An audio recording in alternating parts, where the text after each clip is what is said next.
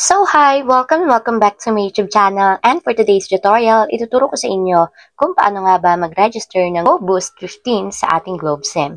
But first, subscribe to my channel and don't forget to hit the subscribe button and the bell to notify you for my new updates. And if you want to learn more, just keep on watching and let's start. So ayan guys, for today's video mula sa ating mobile phone, pupunta lang tayo sa dial ng ating device.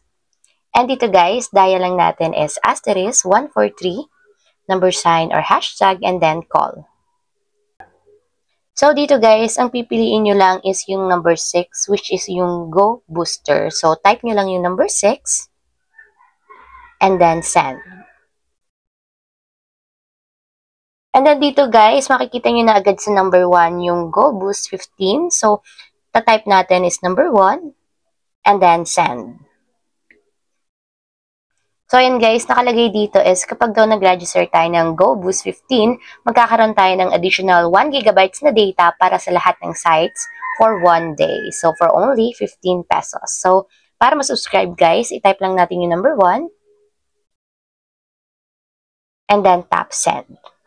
So, ayun lang guys, ganoon lang kasimple kung paano nga ba mag-register ng GoBoost 15 sa ating Globe SIM. If you have a question, kindly comment down below and don't forget to hit the subscribe button and the bell to notify you for my new updates. And thank you for watching!